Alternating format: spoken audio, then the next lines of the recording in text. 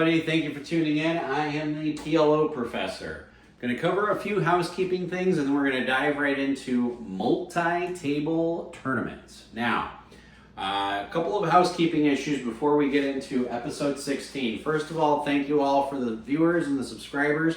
We're at 1.8, 1.9K subscribers, somewhere around there. Keep the comments coming in, keep the likes coming in. Please go ahead and share this video with your friend. Thank you very much. If you haven't hit the like and subscribe button, go ahead and do that. And a couple of housekeeping things. First of all, next Sunday, which is the 21st of August, I'm going to be at Rivers Casino checking that new room out. I'm pretty excited about that. So far, they haven't allowed me to do any filming. I keep leaving messages for the poker room floor person or manager. Hopefully we can get in touch and hopefully they'll allow me to record some live video. But if that's not the case, not a big deal. I'll go over hand reviews after the session. And then I'm going to swing over to Detroit on the 22nd. So I'll be there in Detroit for 2 or 3 days, 22nd, 23rd, maybe the 24th. I am really looking forward to the PLO tournament coming up at Motor City.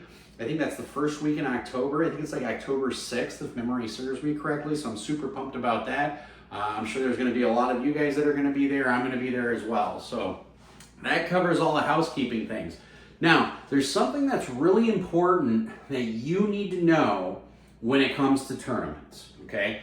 And if you're watching this video and you still haven't jumped into Pot Limit Omaha, or if you want to have a way to convince your friends to play Pot Limit Omaha instead of No Limit Hold'em tournaments, I cannot stress enough, the Pot Limit Omaha tournament field is very soft. Very soft, okay? And what do I mean by that? Well, in a No Limit Hold'em tournament, and I'm just trying to compare No Limit versus Pot Limit Omaha. Obviously, No Limit Hold'em tournaments are bigger because it's a popular game, I know that. But let's just assume we're gonna have the same field of players.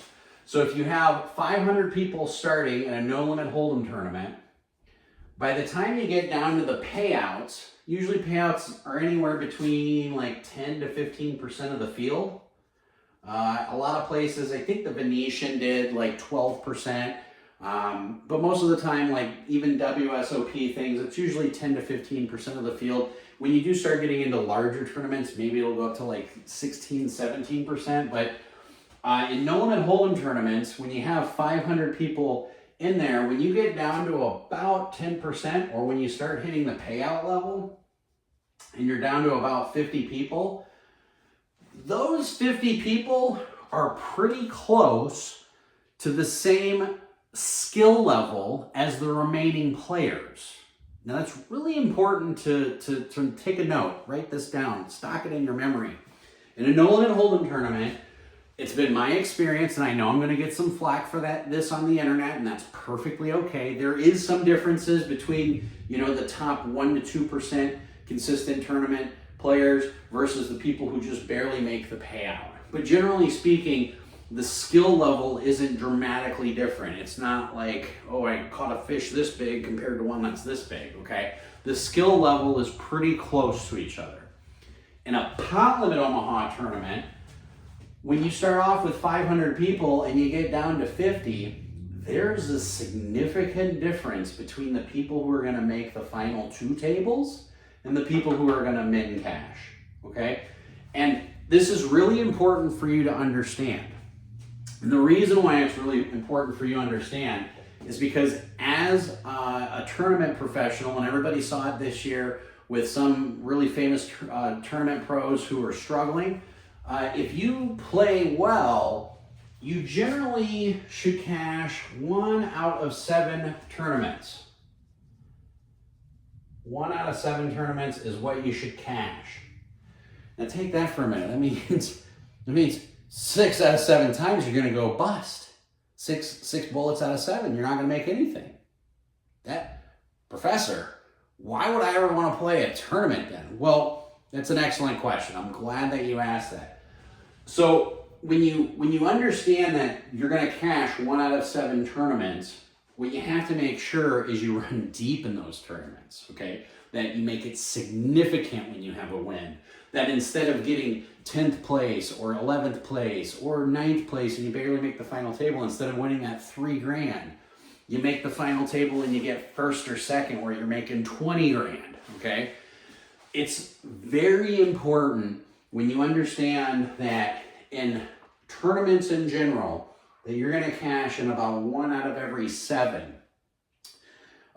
You know, and if they're smaller tournaments, maybe you'll have a higher cash ratio. You might say, oh, professor, I cash out of 1 out of 5 tournaments or 1 out of 4 tournaments. Well, you know, if the tournaments only have like 50, 60 people, maybe I could see that. But generally speaking, if you have a large multi-table tournament where you have 100 to 200 or 500 players, you're only going to cash 1 out of 7 of those. So when you do cash those, you have to make sure you make a deep run to make it significant. And it's one of those things that as a cash game player, it's a really hard adjustment and it's a really hard switch. So this multi-table tournament strategy, this is going to actually be broken up into 3 parts. So this is part 1 of 3. And this is covering specifically pot limit Omaha. I'm not going to talk about no one and hold 'em anymore, particularly because, I mean, we all know 4 cards is sexier than 2, right? So when you first start off playing a pot limit Omaha tournament, I've got a couple of principles. Some of you aren't going to like it. Some of you are going to disagree with it. And that's okay. But I'm telling you right now, it works. It works very solidly. One of the people I was playing in the series with a lot this year, because when you start playing pot limit Omaha tournaments, you start seeing the same people. And she's a really good pro, plays a lot of tournaments. If she's watching this video, she knows who I'm talking about. But in any case, we were playing in a Big O tournament, and this is one of the principles that I'm going to talk about here in a minute. And on level 1, she doubled up. And she looks at me, and we're sitting right next to each other, and she goes, "This is why we play level 1." And I said, "Yeah, I get it." Like, I won't say her name, but I was like, "Yeah, I totally get it. This is why we all play level 1." So, one of the things you need to do when you're playing pot limit Omaha tournaments specifically, always register and be there at level 1. So the first thing you need to know is be seated, ready to play, whatever, ready to play, etc. at level 1. But professor, I like to late reg. I don't want to sit there for 9 levels when the levels are 20 minutes or 30 minutes. I don't want to be there for 3 hours when nothing significant is really happening. Now, in a hold'em tournament, you might have some good points there, okay? And I've max late reg for hold'em tournaments. I'm even guilty of max late regging for PLO tournaments. Usually, though, it's after I've fired 1 or 2 bullets and busted out. But in any case, if you're going to play a PLO tournament, you want to be seated and ready to play starting at level 1. And the reason why is because all of these tournaments that I'm going to talk about, this 3-part series that I'm going to talk about, is generally going to be when you're deep stacked in a tournament. So part 1 of the series is going to be all pre the end of registration. So we're talking level 1, level 2, level 3, all the way up to about level 6 or level 9, somewhere around there. Most of the tournaments are going to be up to level 9 on PLO. And what's going to happen is if you're used to playing hold'em tournaments and you're not used to playing PLO tournaments, you're going to sit down and you're going to be like, "Oh man, there's fireworks going off everywhere." Trust me, that's good. That's normal. And that's why the first principle is you start at level 1. I really can't stress that enough. So, level 1, your blinds are usually 100, 100 with a 100 big blind ante. And the big blind ante doesn't apply towards the pot until after the flop. If you've played some PLO tournaments, you know that. If you haven't, it's just news to you, just so you know. So your bring-in is literally $400. You can pot it up to $400. So you have to be there ready to play at level 1. Here's principle number 2, which I know a lot of you aren't going to like. Principle number 2. Levels 1 through 3 play like 95 to 99% of your hands. What? Yep. Level 1 through 3. When I play in a PLO tournament, now this applies, great question. Tiffany in the back says, what about Big O? What about high-low? Great question, Tiffany. This applies, these principles are going to apply whether it's 4-card PLO, 5-card high-low, 4-card high-low, just 5-card high, whatever. When it comes to Parliament Omaha tournaments, 4 or 5-card, whether it's high-low, all of these principles apply. Be ready and seated to play at level 1 and play almost every single hand levels 1 through 3. And I know that sounds crazy. Just let that sink in for a minute. You're going to play almost 100% of your hands levels 1 through 3. And I'll get into a few examples why, and just bear with me, okay? So just bear with me. We'll get there together. So the third thing, the third principle, and I'm not a big proponent of this, limping in levels 1 through 3 is okay. Okay? I usually promote aggression, and aggression is going to win more times than passivity. I cannot pronounce that word, versus being passive. But limping in a tournament is okay, and here's the reason why. Obviously, the button principle is still going to apply and things of that nature, but here's the reason why. When the blinds are 100, 100, 100, and you start off with 20,000 chips, okay, even if you have a craptastic hand like deuce, 3, 9, jack, badoogie, rainbow, the most somebody can raise, assuming they're under the gun, is 400. Well, even if they make it 400, your implied odds on the very first hand is still 50 to 1. And if you're in the big blind, it's even better than that because you're only calling 300, you know, or same thing with the small blind, okay? So every single hand you have, just about, I say just about because there are some hands like you can have 7, 7, 7, queen, no suit. I'm not going to play that hand. Even if it's on the button, I'm not playing that hand. Yeah, even on the button, I'm still not playing that hand. But if it's any 4 cards for the first 3 levels, whether they're suited or not suited, I don't care, I'm playing, okay? And this is when your experience and your cash game of Parliament Omaha is going to pay dividends in the tournament side. Because when the tournament first starts off in a Parliament Omaha tournament, multi-table tournament, usually it's just pop, pop, fireworks are going off. But keep in mind, that doesn't happen until after the flop. You know, you might get a raise, you might get a 3-bet. Even if somebody brings it in for 400, let's just take it one step further. Say you're on the button with a craptastic hand. Keep in mind, I said say you're on the button. If you're in the small blind, it might be a little bit different. But even if somebody 3-bets, say under the gun makes it 400 and then middle position 3-bets, what can they make it? 12, 1300? I mean, 1300 into 20,000, you know, you're still getting, what, 15, 16, 17 to 1 on your money to call? I'm still calling there, okay? And here's the other thing when it comes to Parliament Omaha tournaments that are multi-table tournaments is you have to be prepared to have 3 bullets, okay? 3 bullets, 1, 2, 3. And this way when you play, yeah, you're playing way looser than what I usually promote.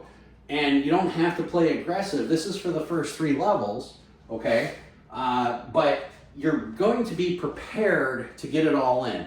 The first couple of levels are hands that you really want to gamble with. Plan on having 3 bullets. You're not going to pressure too many people out of pots, is what you need to understand. So you either need to value bet, be willing to gamble, call a little bit more often than you would instead of potting it and raising it. You're going to play a little bit more passive during the first 3 levels. But the reason why is because so many people make so many mistakes early on in the levels. And I'll give you an example right now, specifically about the player I was talking about at the tournament we were playing at. We were playing Big O. This one was at the Venetian. And it was, I don't know, a $600 buy-in tournament, something to that effect. We're on level 1. I think the starting stack was 25,000, so even bigger odds when it's 100, 100, 100. And the flop came 9, 9, 8. And one player bets pot. The lady I was talking about, she leads out in pot because she's first to act. The other person calls. The turn is a queen. She goes ahead and checks it. The other guy bets pot. She goes ahead and calls and obliges. And the river is a 7. And then she checks it. He bets pot. She check raises pot and he calls. And she had 9 queen XXX. Like, the rest of her hand was pretty much irrelevant. But I know she had some low cards in there. But it doesn't even matter because the implied odds that she had, and the other guy had 9-8. Like, she thought that they might have been chopping, but she also thought, there's an offsuit chance that this guy's got 9-8. And by the way, by the time she check-potted it on the river, it was for the whole stack. And she, like, literally looked over at me, and I just looked at her and I said, how do you do that? How do you just go, fair catch, and then somebody punts and you just catch it? I said, and she just says, that's why we play level 1, Josh. That's right, that's why you play level 1. Because now, 5 hands into the tournament, she has twice the starting stack of everybody else. She's already in a good position, okay? This video is only gonna be about another 5 minutes or so, but I'm gonna try getting basically from level 1 to 3, now we're gonna go to 4 to 9. So, be seated and ready to play at level 1. If you have to late register because of traffic, spouse is yelling at you, whatever, you gotta feed the animals, okay, whatever. Level 1 to 3, you should play almost every single hand. Almost, it doesn't matter what position you're in. That's an excellent question. Thank you, George, for asking that. It doesn't matter what position you're in, play almost 100% of your hands. And limping is okay in levels 1 through 3. Now the button principle is still gonna apply, so I'm still gonna lean a little bit more pressure. If I do wake up with a quality hand, I'm gonna raise, but I'm not gonna go crazy over it. I might make it 3x.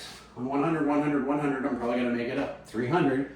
And by the time you get to level 3, by the way, level 3, usually the blinds are like 200, 300. So even if somebody open pots it, they can make it 1100. That's still not very much when you're starting off with 20,000 chips, okay? So even at level 3, I'm playing 100% of the hands. Your goal when you play in a multi-table tournament, this is one of your goals, is you want 4 times the starting stack, 4 times the starting stack. Oops, that's a weird S. At the end of registration. End of registration. EOR. So you want 4 times the starting stack at end of registration. So if the starting stack is 20,000, this is pretty simple math. You want to have 80,000 in your starting stack by the end of registration. And here's why. Well, obviously because of more chips, but no, the reason why you play all those hands really loose and you change your game when it hits level 4, level 5, and tighten up is because when you're starting off and you have 200 big blinds, you can play a lot wider range. By the time level 4 comes, even if you double up, like say you have 40,000 in your stack, and now the blinds are 200, 400, even though you've doubled up, by level 4, you have half as many big blinds, okay? And if you have the starting stack at level 9, okay, for example, and the starting stack was 20,000, usually your blinds at that point are going to be 1,000, 2,000, so you only have 10 big blinds. It's really hard to push people off of hands with 10 big blinds. It's really hard to maintain your equity because people go like, it's only 10 big blinds. I've got 80 or 100,000 in my stack. I have 40 or 50 big blinds. I'll go ahead and gamble with you a little bit. So it's really important that you start off early, all right? When you get past level 3, level 4, and the reason why I say level 3, level 4, every tournament's a little bit different with their structure, but generally after level 3, I'm gonna scale it back a little bit and I'm gonna play a little bit tighter to the chest. So I'm gonna play pocket 9s, pocket 10s, pocket jacks or better, a suited ace, or a rundown.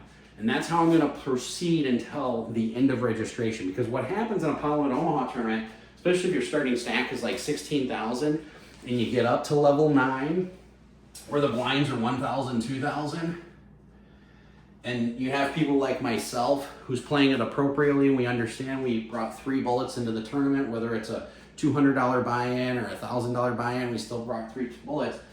If the blinds get up to 100, 200 at level 9, and you're sitting with like 16,000 or even 12,000, okay, you can still pot it and bring it in for 7,000, which starts bringing in a little bit more pressure. But it's taking up so much of your stack that you're way willing to gamble or willing to get it all in pre-flop against a single or maybe even 2 opponent because you're looking at the clock and you're like, well, I've got 12,000. I can either take a run at it with 12 grand, or if I double or triple up, I'll have more than the starting stack, which is better than if I just late max the reg, okay? So what happens is the tournament usually starts off, that fireworks are just going off everywhere. Tournament slows down a little bit. You get to level 4, level 5, people start tightening up a little bit. You notice an actual shift and change in how the players play. And you as well should also change as well. So you go from playing 100% of hands, you'll have those tournaments where people are folding at level 1 when the blinds are 1, 1, and 1, and they're on the button and you'll see them fold. Just make a mental note. Bro, you're on the button. It's 100. You have 20,000. You folded. Do you really have 4 deuces in your hand? I mean, I can't see a fold in my life when I'm getting 200 to 1 implied odds with just about any 4 cards. Like I said, 4 deuces is one of them. 3 sevens and a queen could be another. So yeah, you're playing that, and your goal is to get up to 4 times the starting stack. But once you get up to, like I said, level 4, level 5, people start playing a little bit tighter, but you're still going to have some people who are trying to win the tournament at level 4 or level 5. Something that it was really hard for me to learn is if you have a multi-day tournament that goes to day 2 or day 3, you can't win the tournament on day 1, but you certainly can lose it, okay? If you have a tournament where it's a single day tournament, your first 9 levels before the end of registration, you can't win the tournament. Somebody can re-register, but you can certainly lose it, that's for sure. And I'll get into that a little bit more, but this is part 1 of multi-table tournaments. Again, these are some things that some of you are going to disagree with. That's okay. The key is if you've been playing PLO tournaments and you haven't been cashing in them, listen to some of this advice and you're going to find out that you're going to start cashing in them. If you've been playing PLO tournaments and using Hold'em principles, you've been playing them wrong. One of my new students, I said to him, you keep applying no limit Hold'em principles to pot limit Omaha. It's not the same game. Okay, you have to disregard most of your no limit Hold'em principles, because there are tournament principles, which is up here, and then it breaks down and you've got Hold'em and PLO principles in tournaments. Okay, they're going to be 2 different things. There are going to be some tournament principles that are going to apply, and I'll talk about that later on in the next episode. But here we are right here. Again, everybody, thank you. If you haven't already, hit the like and subscribe. We're almost at 2,000 subscribers. I'm super pumped about that. Hopefully I'll see you guys at Rivers Casino on August 21st, and then I'll be at MGM from the 22nd to about the 24th. In the meantime, everybody, play smart and run like a god.